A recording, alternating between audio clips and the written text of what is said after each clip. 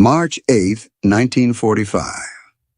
Pilots from the 497th Bomb Group stared at their B-29 Superfortresses in disbelief. Maintenance crews were ripping out the 50-caliber machine guns, the turret mechanisms, the ammunition boxes, every defensive weapon except the tail guns.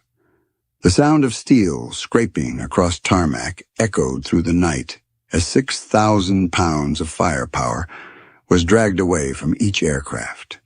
They were being sent over the most heavily defended city on Earth, defenseless. And they weren't flying at the doctrine-mandated 30,000 feet where enemy guns couldn't reach them.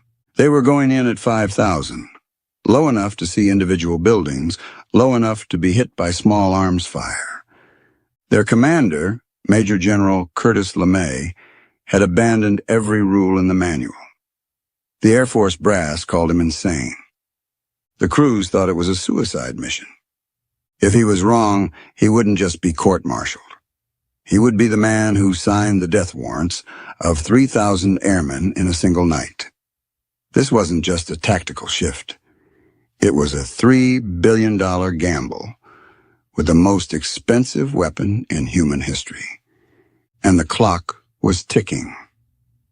But in one single night, this decision would change the course of the war and save 1 million lives. The question was how a general could justify sending defenseless bombers into the heart of Japanese air defenses. The answer began 2 days earlier in an operations room on Guam. March 6, 1945. Major General Curtis LeMay stood in the operations room at Guam staring at reconnaissance photographs of Tokyo spread across the briefing table. The Pacific humidity hung heavy in the room despite the fans. Cigar smoke curled from the ashtray beside the photos. His staff officers waited in uncomfortable silence. LeMay was thinking, calculating. The weight of 500,000 American lives rested on decisions he would make in this room. They knew what was coming. For 3 months, 21st Bomber Command had been sending B-29 Superfortresses against Japanese targets from 30,000 feet using precision daylight bombing. The factories kept humming. The gears kept turning. The Nakajima aircraft engine plant they'd bombed 4 times was still operating at 90% capacity. The Mitsubishi Heavy Industries complex showed minimal damage after 6 raids. 3 months of bombing, 1,600 sorties, 3,600 tons of high explosive dropped. Result, 1.4% reduction in Japanese war production capacity. Meanwhile, American forces were preparing to invade Okinawa in April. Then the Japanese home islands. Intelligence estimates predicted 500,000 to 1 million American casualties in the invasion. 1 million Americans would die fighting their way through Japan unless something changed. LeMay understood what his staff didn't want to acknowledge. American doctrine was failing, and Americans would pay the price in blood. LeMay had been sent to the Marianas to fix this problem. He was the most aggressive and effective air commander in the European theater. He had redesigned bomber tactics that reduced losses by 30% while increasing accuracy. But he had learned something his superiors refused to accept. Doctrine was theory. Results were reality measured in lives. And in March 1945, doctrine was producing catastrophic results. LeMay had studied what the Japanese had done to American prisoners. The Bataan Death March, where Japanese forces killed approximately 10,000 prisoners of war, including hundreds of Americans and thousands of Filipinos. The Manila Massacre, where Japanese troops killed 100,000 Filipino civilians and tortured captured Americans. Reports from liberated POW camps described systematic starvation and brutal treatment of American prisoners. These weren't soldiers following rules of war. These were an enemy that had to be destroyed completely, or they would kill every American who landed on their beaches. The strategic bombing campaign was supposed to make invasion unnecessary. 3 months of high-altitude precision bombing had accomplished almost nothing. Young Americans were going to die by the hundreds of thousands unless LeMay found a way to end this war from the air. March 7, 1945. LeMay called a meeting with his senior staff officers at 21st Bomber Command headquarters.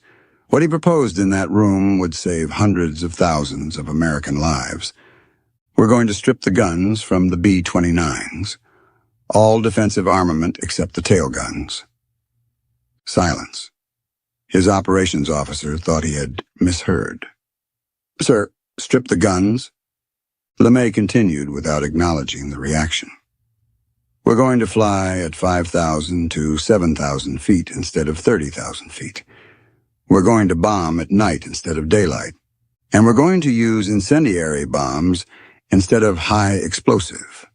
The goal is to destroy Japanese war production wherever it exists, and it exists in every neighborhood in Tokyo." His intelligence officer found his voice.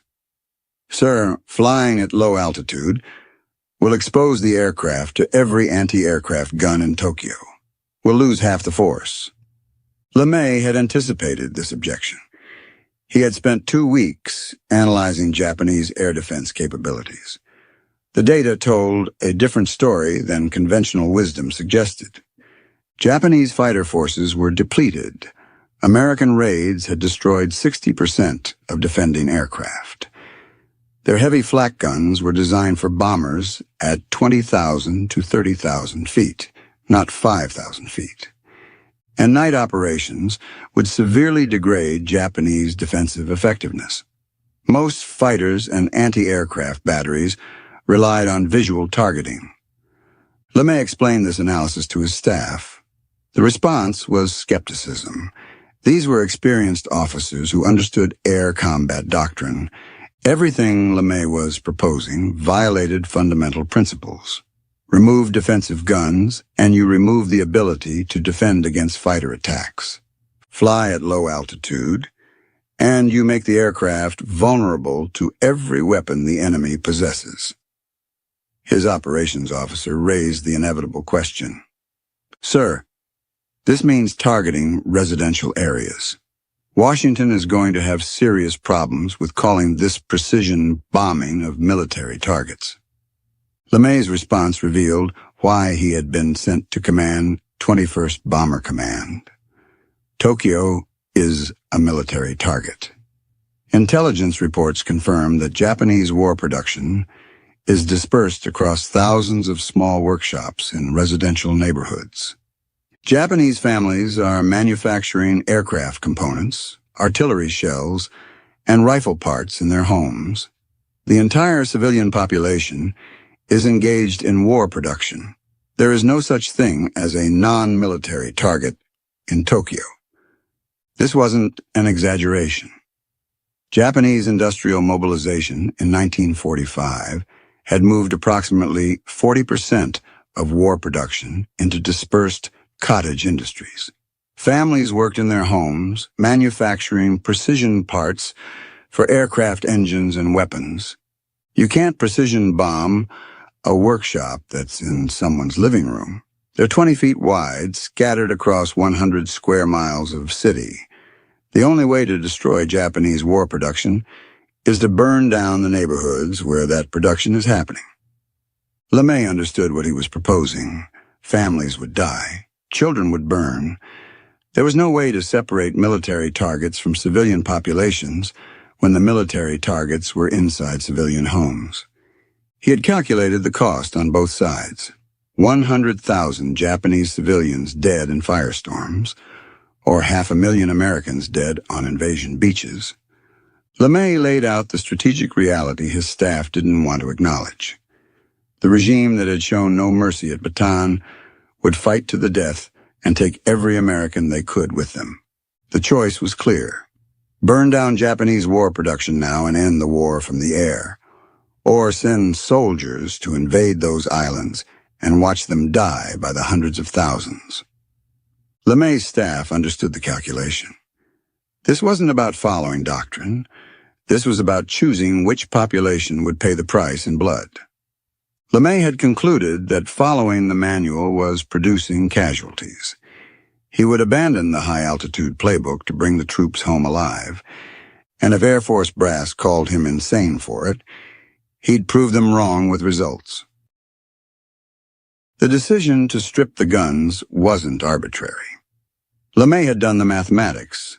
A fully armed B-29 carried over 6,000 pounds of defensive guns, ammunition, turret mechanisms, and fire control systems. Remove that weight, and the B-29 could carry an additional 6,000 pounds of incendiary bombs. For a force of 300 B-29s, that meant an additional 1,800,000 pounds of ordnance per mission.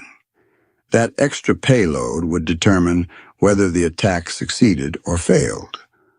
LeMay authorized the modifications immediately. Maintenance crews at Northfield on Guam began stripping guns from B-29s on March 8th. The sound of heavy turret mechanisms being dragged across the tarmac echoed through the night. Ground crews removed the turrets, dismantled fire control systems, pulled ammunition boxes, and sealed the openings with metal plates. They weren't just removing steel. They were removing the crew's sense of safety. For a 19-year-old gunner, those .50 caliber guns were his only hope of survival against Japanese fighters. The modifications horrified the bomber crews. When pilots and gunners saw their aircraft being stripped of defensive weapons, they understood what LeMay was proposing. They would be flying into Japanese airspace with almost no ability to defend themselves against fighter attacks. If Japanese night fighters found them, they would die.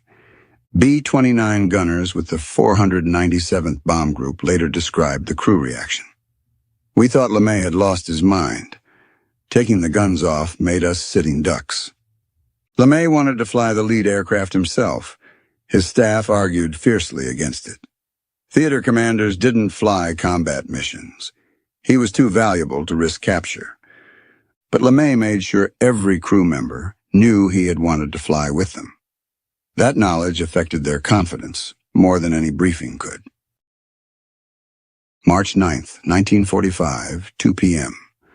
334 B-29 crews filed into briefing rooms across the Marianas. Guam, Tinian, Saipan. Every bomber base received the same briefing simultaneously. When the curtain covering the target map was pulled back, crews saw a route they'd never flown before. The briefing officer's voice carried across the room. "Tonight's target is Tokyo. Primary aiming point is the Shitamachi district. You will fly at altitudes between 5,000 and 7,000 feet.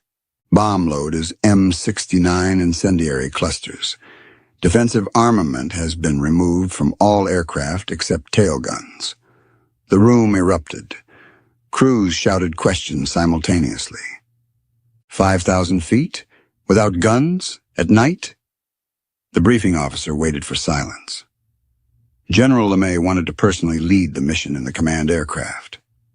That announcement changed the atmosphere instantly. If LeMay was willing to fly lead, the plan wasn't insane. It might be dangerous, but it was calculated risk, not suicide. The briefing continued with specifics. Time over target would be staggered from 12:15 a.m. to 3 a.m. Lead aircraft would mark the target area with incendiary bombs. Follow-on waves would bomb the marked area, creating a firestorm. Minimum altitude for bombing run was 4,900 feet. Maximum was 9,200 feet. Most aircraft would hit between 5,000 and 7,000. Crews learned they would carry the maximum possible load of M69 incendiary clusters. Each aircraft would drop approximately 6 tons of incendiaries. 334 aircraft would drop over 650,000 incendiary bomblets on Tokyo in one night. The intent was to create a firestorm so intense it would generate its own weather patterns. Crews understood what this meant. They weren't bombing factories. They were bombing neighborhoods where people lived and worked. Women, children, elderly. The fires wouldn't distinguish between the aircraft worker and his family sleeping in the next room. Some crew members requested to be removed from the mission roster. LeMay had anticipated this. He addressed the requests personally. Any crew member who didn't want to fly the mission could stand down without prejudice. A handful of men requested removal. LeMay granted every request. The remaining crews would fly. That evening, maintenance crews loaded incendiary bombs into 334 B-29s. Each aircraft was fueled to maximum capacity. Each aircraft was stripped of every piece of equipment not essential to the mission. Some aircraft flew without their auxiliary power units to save weight. At 5:36 p.m., the first B-29 took off from Guam. Curtis LeMay was not in the lead aircraft. Brigadier General Thomas Power led the Pathfinder aircraft instead. LeMay monitored the mission from the operations center, tracking each bomber as it took off and formed up. His crews knew he had wanted to fly with them. They knew he'd been prohibited only because he was too valuable to risk losing. That was enough. LeMay had proven his confidence in the plan by his willingness to risk his own life on it. Over the next 2 hours, 334 B-29 Superfortresses took off from bases across the Marianas and formed up for the flight to Tokyo. They flew north through darkness toward the most destructive bombing raid in human history. March 10, 1945, 12:08 a.m. Tokyo time. The first B-29 crossed the Japanese coast at Chiba, 60 miles southeast of Tokyo. The aircraft belonged to the 497th Bomb Group, flying as lead pathfinder. Its mission was to mark the target area for the follow-on waves. The Pathfinder B-29 carried a load of M47 incendiary bombs mixed with high explosive bombs. The incendiaries would create visible fires to mark the aiming point. The high explosives would destroy firefighting equipment and disrupt Japanese emergency response. The pilot held altitude at 5,200 feet. The aircraft was stripped of all defensive guns except the tail position. The gunner sat alone watching Japanese searchlights sweep the sky below. Tokyo spread beneath them like a sea of darkness broken by scattered lights. Blackout conditions were in effect. But the city was too large to completely darken. The Pathfinder's bombardier activated his Norden bomb sight. The target was the intersection of two major streets in the Shitamachi district. Inside the cockpit, the only sound was the drone of engines and heavy breathing and oxygen masks. The crew was flying low enough to see individual buildings, low enough to be hit by small arms fire. Defenseless, except for one tail gun. At 12:15 a.m., the first bombs fell on Tokyo.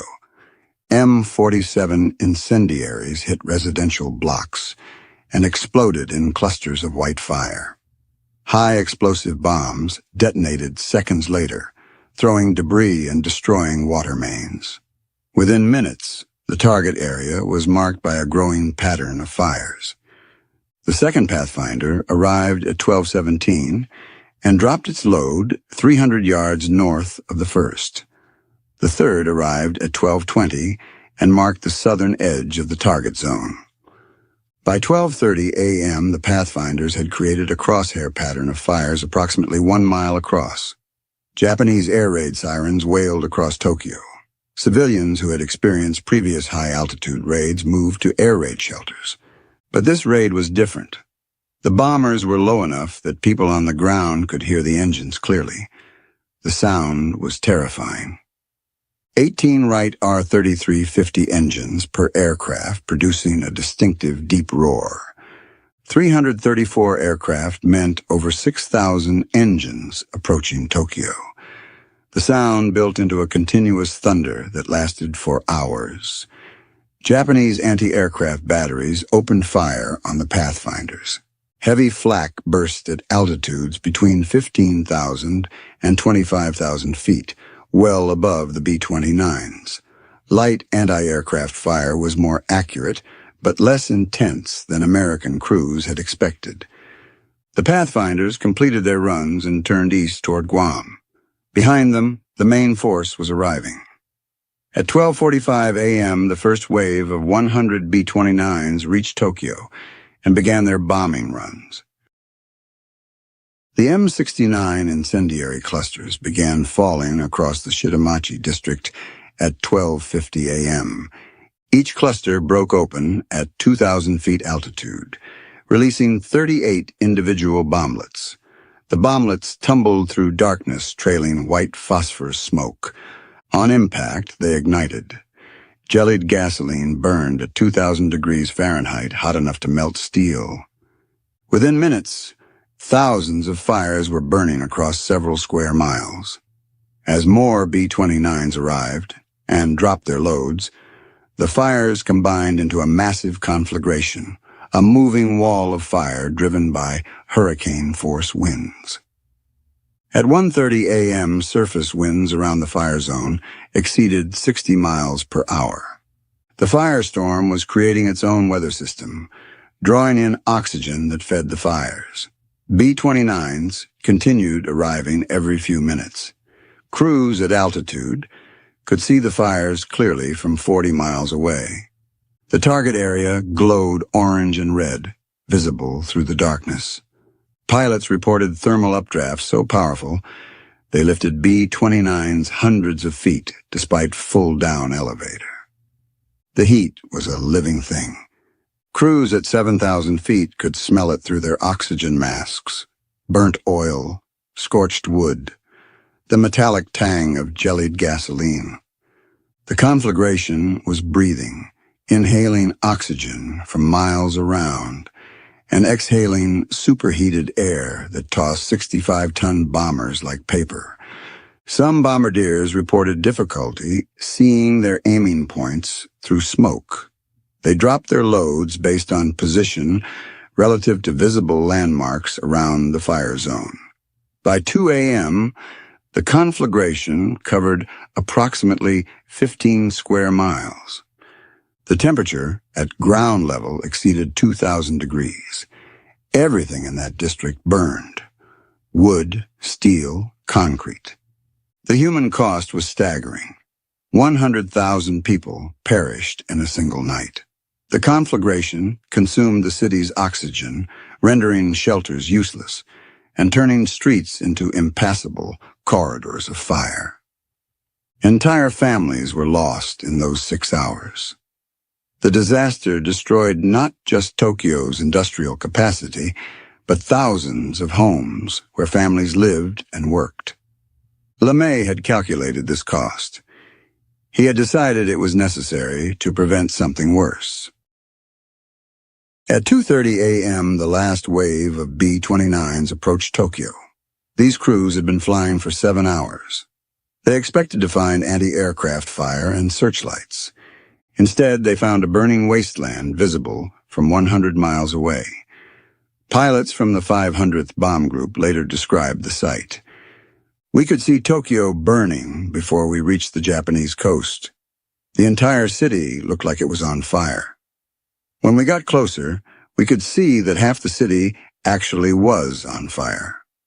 Smith's bombardier reported that smoke from the fires reached their altitude of 6,500 feet. They dropped their incendiaries through smoke so thick they couldn't see the ground. By 3 a.m., 334 B-29s had dropped 1,665 tons of incendiary bombs on Tokyo. The last aircraft turned east and headed back to the Marianas. Behind them, the firestorm continued burning. Japanese emergency services had lost control. Fire brigades stopped fighting the fires and focused on evacuation. But streets were blocked by fire, debris, and panicked crowds. The fires burned throughout the night. By 8 a.m. on March 10th, the firestorm began to diminish as it ran out of fuel. Entire neighborhoods had been reduced to ash. Japanese authorities began counting casualties. The official death toll was set at 100,000, though the true count was likely much higher. Another 40,000 survivors were left with severe injuries. Over 1 million people were suddenly homeless. The Shitamachi district had been erased. Entire neighborhoods that had existed for centuries were gone. The scale of displacement and loss would reshape Tokyo for years to come. LeMay's raid on Tokyo was the test case. Reconnaissance photographs would tell him whether the gamble worked. 14 B-29s were lost. The human cost on the ground was almost incomprehensible. March 11th, 1945. The Joint Chiefs of Staff in Washington received LeMay's after-action report. The report detailed the tactical execution of the mission, bomb damage assessment, and strategic implications.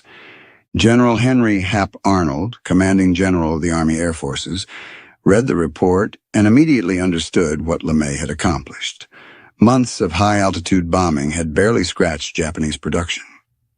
One night of incendiary bombing had destroyed more than the entire previous campaign.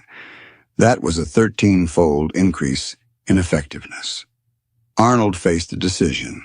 The pressure was enormous. The B-29 program had cost over $3 billion. If the strategic bombing campaign continued failing, Arnold would have to explain how the most expensive weapons program in history had accomplished almost nothing. He could reprimand LeMay for abandoning doctrine, or he could endorse tactics that actually worked. The numbers made the decision obvious. One night of incendiary bombing had destroyed more than 3 months of precision bombing. Losses were lower than high-altitude missions. Arnold made his decision on March 12th. He sent a message to LeMay authorizing continuation of low-altitude incendiary attacks against Japanese cities. The message was clear. Washington valued results over doctrine. LeMay's tactics worked. Some officers questioned whether the civilian casualties could be justified. Arnold's response shut down that discussion. This was total war against an enemy that had shown no mercy. But the question remained. Had LeMay found the least terrible option among terrible choices? Or had the war changed them into something they wouldn't recognize? The choice was clear. Destroy Japanese war production now through air power, or send troops to invade and die by the hundreds of thousands. LeMay received Arnold's authorization and immediately planned follow-up raids. Over the next 2 weeks, B-29s hit Nagoya, Osaka, and Kobe with incendiaries. By the end of March 1945, approximately 30 square miles of Japanese urban industrial areas had been destroyed. LeMay had proven that aggressive tactics executed properly produced results with lower casualties. The Air Force brass who had resisted his plan were now ordering its expansion. Between March and August 1945, LeMay's bombers hit 67 Japanese cities. The campaign destroyed 180 square miles of urban industrial capacity. By summer, Japan's war production had collapsed by 60%. The atomic bombs dropped in August were delivered by B-29s under LeMay's command. On August 15, 1945, Japan surrendered unconditionally. The invasion never happened. Not one American soldier had to storm Japanese beaches. Operation Downfall's estimated 500,000 to 1 million American casualties became a statistic that existed only on paper. LeMay had been sent to end the war from the air. He accomplished that mission. But the cost was measured in 67 cities, reduced to ash, and hundreds of thousands of Japanese civilians dead. He never apologized for the decision. In his memoir and interviews, he defended it as necessary. He understood the moral weight of choosing between terrible options. Years later, LeMay said something that revealed his understanding of the moral stakes. He believed that if he had lost the war, he would have been tried as a war criminal. He knew exactly what he had done. In 1948, he commanded the Berlin airlift. In 1961, he became Chief of Staff of the United States Air Force. His career proved that military leadership recognized his strategic genius despite the moral complexity of what he'd done. Curtis LeMay died in 1990 at age 83. History continues to debate whether firebombing Japanese cities was justified, but it cannot deny the outcome. The invasion never happened, and he brought the boys home.